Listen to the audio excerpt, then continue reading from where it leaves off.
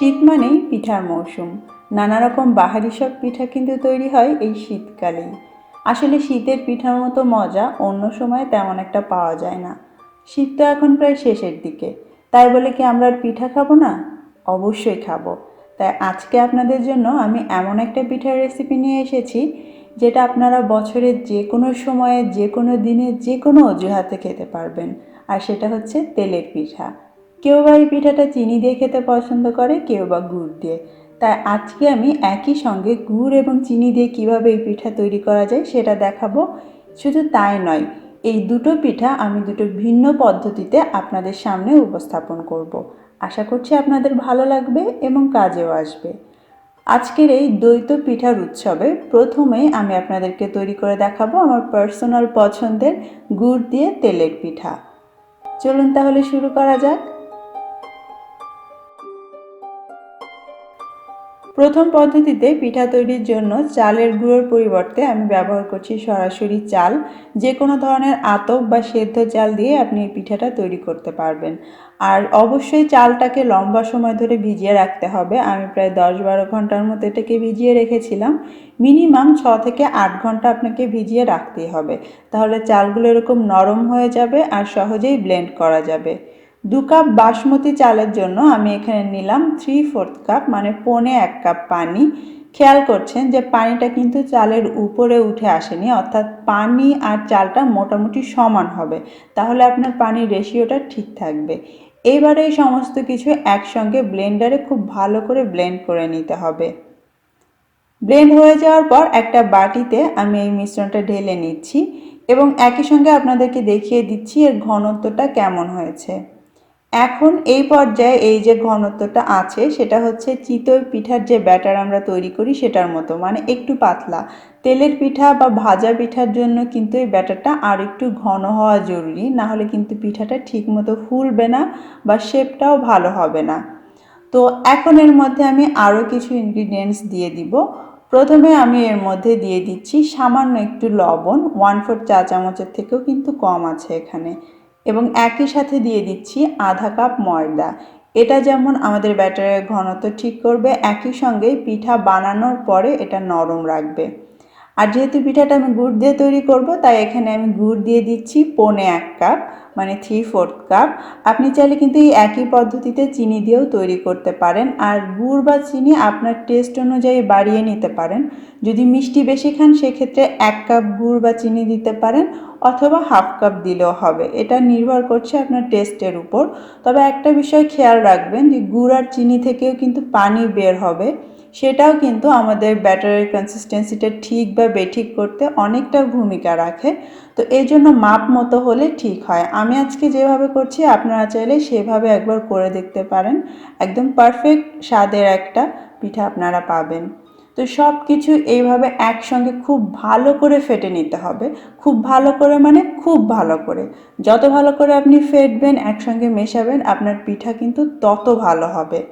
আর এই যে ঘনত্বটা দেখতে পাচ্ছেন, একটা আঙুল এভাবে ডুবিয়ে দেখতে পারেন।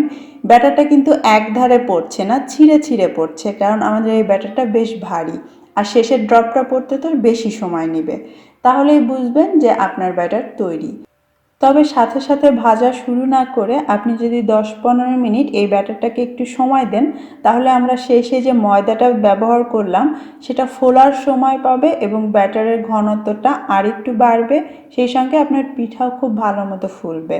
তারপরে এই ব্যাটার থেকে নিয়ে সরাসরি তেলের মধ্যে দিয়ে আমরা পিঠা ভেজে নিব।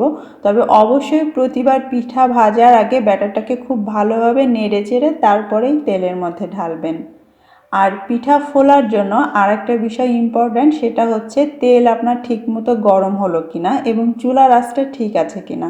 আপনার তেল যদি অল্প গরম হয় আর চুলা যদি নিভু আঁচে থাকে, তাহলে পিঠা কোনোভাবেই এইভাবে ফুলবে না। আমি মিডিয়াম হাই আছে এবং তেলটাকে পারফেক্টভাবে গরম করে তারপরেই কিন্তু এই পিঠাটা ছেড়েছি। আর দেখতেই পাচ্ছেন কত সুন্দরভাবে এটা ফুলেছে। আর গুড়ের পিঠা এমনিতেই লালচে হবে, তারপরও আপনি চাইলে হালকা বা কড়া করেও এটাকে ভেজে নিতে পারেন। আমি আরেকটা পিঠা আপনাদেরকে ভেজে দেখাচ্ছি। চুলার আঁচটা আছে আমার মিডিয়াম হাইতে এবং তেলটা আমি ভালো মতো গরম করে নিয়েছি। তাই বলে আবার এমন গরম না যে ব্যাটার দেওয়ার সঙ্গে সঙ্গে সেটা পুড়ে কালচে হয়ে যাবে। বেশ ভালো গরম তেলে এটা ঢালার পরে দেখবেন পিঠাটা এভাবে ফুলে উঠছে। আপনার কোনো চাপাচাপি করতে হবে না, নিজে থেকেই ফুলে উঠবে। আর ফুলে ওঠার পরে একটু সময় দিতে হবে এক পাশটা হওয়ার। আর আপনি যদি চান তাহলে ওপর দিয়ে এইভাবে একটু তেলও ছিটিয়ে দিতে পারেন, এতে করে ওপরটাও একই সঙ্গে ভাজা হতে থাকবে। তারপর এটাকে উল্টে দিতে হবে এবং দুই পাশ আপনার পছন্দ মতো কালার করে ভেজে নিতে হবে। তবে আপনি খেয়াল করবেন যে পিঠা ভাজা হলে এর চারপাশে বুদবুদটা কমে আসবে। সেই পর্যায়ে আপনি এটাকে তেল থেকে ভালো করে তুলে নেবেন। এইভাবে করে সবগুলো গুড়ের পিঠা ভেজে নিতে হবে। এবারে আমরা যে পিঠাটা তৈরি করব সেটা হচ্ছে চিনির পিঠা। চলুন তাহলে দেখে নেওয়া যাক কিভাবে এই চিনির পিঠা বানাবো। দ্বিতীয় পদ্ধতিতে তেলের পিঠা তৈরি করার জন্য এখন আমি ব্যবহার করছি চালের গুঁড়ো। আমি এখানে 2 কাপ ঘরে তৈরি ফ্রেশ চালের গুঁড়ো নিয়েছি। সাথে দিয়ে দিচ্ছি হাফ কাপ পরিমাণ ময়দা, কারণ একই যাতে পিঠা ভাজার পরেও এটা নরম থাকে। সামান্য একটু লবণ দিয়ে দিচ্ছি। 3/4 কাপ দিয়ে দিচ্ছি চিনি, চাইলে কিন্তু গুঁড়ো দেওয়া যাবে। আর সেই সঙ্গে দিয়ে দিচ্ছি 1/3 কাপ পরিমাণ গুঁড়ো দুধ। এটা কিন্তু অপশনাল। অনেকে এই পিঠার ব্যাটার তৈরি করার জন্য দুধ ব্যবহার করেন, তো আমাদের দেশে আসলে লিকুইড দুধের থেকে গুঁড়ো দুধের ব্যবহারটা বেশি, তো এই জন্য আমি গুঁড়ো দুধ দিলাম। আপনি চাইলে সরাসরি লিকুইড দুধ দিয়ে এটা মেশাতে পারেন, অথবা চাইলে দুধটা স্কিপ করে শুধুই পানি মেশাতে পারেন। সব কিছু একসঙ্গে ভালো করে মিশিয়ে নিয়ে এবার আমি এর মধ্যে অল্প অল্প করে কুসুম গরম পানি দিচ্ছি আর একসঙ্গে মিশিয়ে নিচ্ছি। এই পিঠার ব্যাটার তৈরিতে কোনোভাবে একবারে পানি দিয়ে দিবেন না, একটু একটু করে দিতে হবে। আর একটা জিনিস খেয়াল রাখবেন, গুড় বা চিনি এটা থেকেও কিন্তু পানি বের হবে এটা গলে গেলে। তাই আপনি এই চিনিটা খুব ভালো মতো মেশার আগ পর্যন্ত পুরোটা পানি দিবেন না। আমি এই ব্যাটারের মধ্যে টোটাল 3/4 কাপ মানে 1.25 কাপ পানি দিয়েছি। তারপরে এটাকে একসঙ্গে খুব ভালো করে ফেটে নিচ্ছি যতক্ষণ না চিনিটা পুরোপুরি গলে যাচ্ছে। হাত দিয়ে দরকার হয় চেক করে দেখবেন যে চিনির দানা আছে কিনা। এইভাবে যত ভালো করে ফেটবেন চিনিটা তত তাড়াতাড়ি গলবে, তাছাড়া আপনার ব্যাটারটাও কিন্তু পারফেক্ট হবে। আমি এবার একটু চেক করে নিব। একটা আঙুল এতে ডুবিয়ে দেখছি। দেখুন কিছুক্ষণ পরে এটা এভাবে ছিঁড়ে ছিঁড়ে পড়বে, কারণ আমাদের ব্যাটারটা ভারী হবে আর শেষের ড্রপগুলো কিন্তু পড়তে বেশি সময় নেবে। তার মানে এটা পারফেক্ট আছে। তো এখানে আমি ব্যবহার করেছি 3/4 কাপ পানি। তবে আপনি যদি শুকনো বা দোকানের কেনা গুঁড়ো ব্যবহার করেন সেক্ষেত্রে পানির পরিমাণ বেশি লাগতে পারে। যাই হোক, এই ব্যাটারটাকে আমি 10-15 মিনিট একটু রেস্টে রেখে তারপরে একইভাবে খুব ভালো করে ঘেটে নিয়ে এবারে তেলের মধ্যে দিয়ে ভেজে নিচ্ছি।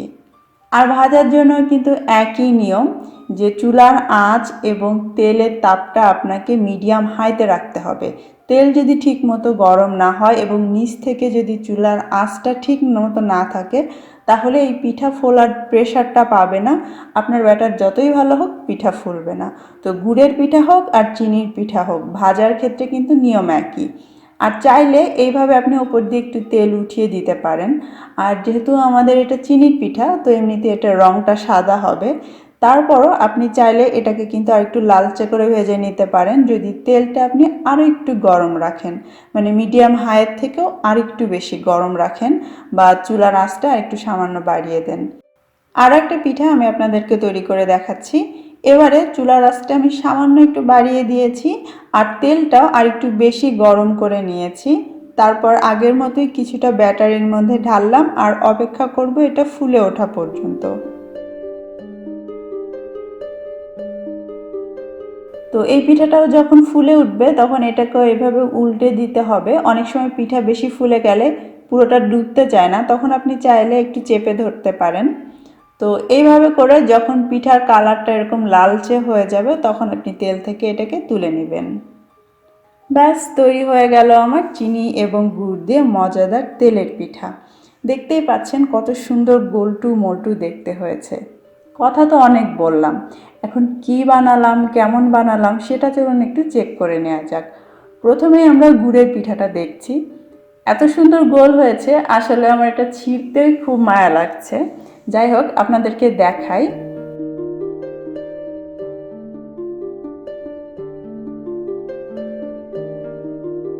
ফুলে ওঠা অংশটা ওপরের পাতলা চামড়া এভাবে উঠিয়ে নেওয়ার পর দেখতেই পাচ্ছেন ভেতরটা কত সুন্দর দেখতে হয়েছে। এবারে আমরা চেক করে নিব চিনির পিঠাটা। আচ্ছা, ভালো কথা। আমি পিঠা বানিয়ে এভাবে সাজাতে সাজাতে অলমোস্ট আমার ১-১.৫ ঘন্টা হয়ে গিয়েছে। তার মানে পিঠাগুলো কিন্তু পুরোপুরিই ঠান্ডা হয়ে গিয়েছে। তারপরেও কিন্তু পিঠাগুলো এভাবেই ফুলকো থাকবে, ঠিক যেমনটা আমি কড়াই থেকে তুলেছিলাম। এবং একই সঙ্গে দেখতে পাচ্ছেন এটা বেশ সফট, কোনো শক্ত বা ইট হয়ে যায়নি। আর এটার চামড়াটা সরিয়ে নেওয়ার পরেও দেখতে পাচ্ছেন ভেতরে একই রকম সুন্দর। আর মাঝখানের বুকের যে অংশটা, এটা কিন্তু খুব নরম থাকে, ভীষণ টেস্টি খেতে। আশা করছি আমার আজকের এই রেসিপি আপনাদের একটু হলেও কাজে আসবে। তো সবাই অনেক ভালো থাকবেন, আর ভালো লাগলে অবশ্যই কমেন্ট এবং লাইক করে আমাকে উৎসাহিত করবেন। আল্লাহ হাফেজ।